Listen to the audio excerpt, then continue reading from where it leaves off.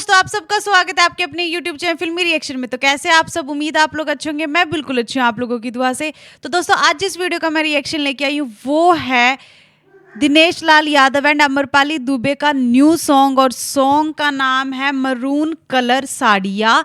और इसमें है नीलकमल सिंह, मतलब मुझे लग रहा है फसल मूवी का ये है, और इसमें जो सिंगर है वो नीलकमल सिंह है और दिनेश लाल यादव एंड कल्पना। तो जी, अगर मैं कुछ गलत बोल रही हूँ तो प्लीज़ मुझे करेक्ट कर देना, लेकिन इसमें लिखा हुआ है कि नीलकमल सिंह भी है, तो मुझे लग रहा है कि नीलकमल सिंह इसमें सिंगर हैं, अमरपाली दुबे एंड दिनेश लाल यादव इसमें एक्टिंग कर रहे हैं, और फसल मूवी का ये गाना है। तो हम ये गाना सुनते हैं, एंजॉय करते हैं, इसके बाद इसके बारे में बात करेंगे।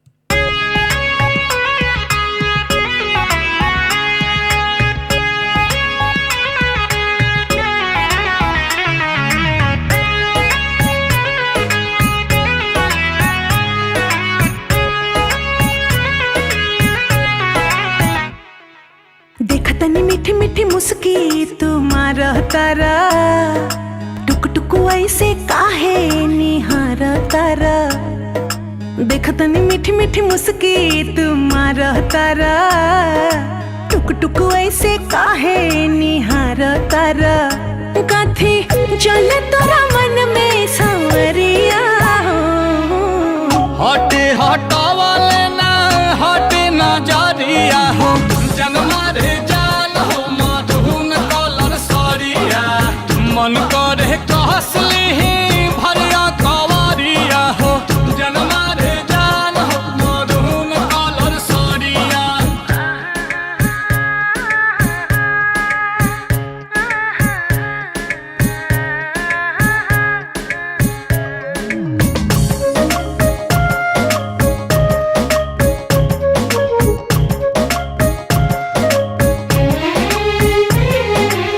बिजली हो तारू दिलवा प हमारा हो अपन डोलाई के कमरिया।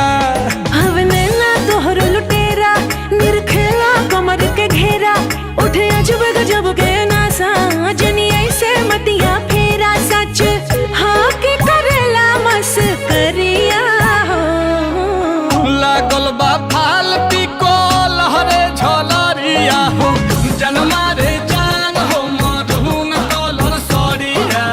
मन करे कसली भरिया कवरिया हो जन्मा रे जान हो मरून कलर साड़िया।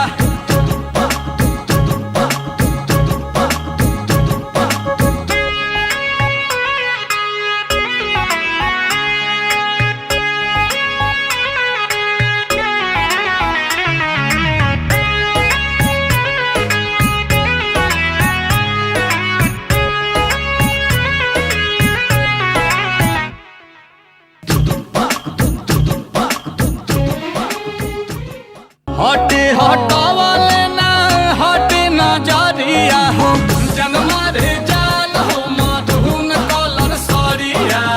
मन करे कहसली भरिया कवारिया हो। इतना प्यारा म्यूजिक था ना, आई स्वेयर टू गॉड, मैं खो गई थी।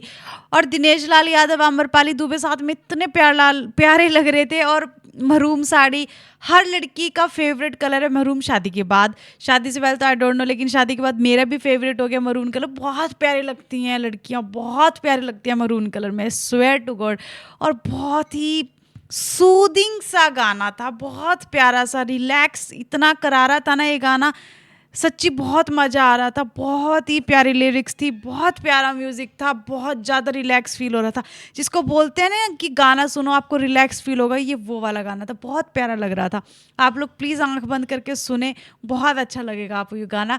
और बोल रहा था कि मन कर रहा है कि कमर पकड़ के जप्फी पालूं, तो वो बहुत प्यारी लाइन लगी मुझे, बहुत ही मज़ा आया। रोमांटिक सॉन्ग था, बहुत प्यारा सॉन्ग था। आप लोगों को ये गाना कैसा लगा प्लीज़ मुझे कमेंट करके जरूर बताएं। दोबारा इस गाने को सुने, आंख बंद करके आप फील कर पाओगे इमोशंस इस गाने के। इसी के साथ मैं इस वीडियो को यहीं पे करती हूँ खत्म। मिलते हैं नेक्स्ट वीडियो में, तब तक के लिए अपना ख्याल रखें। Tata bye by.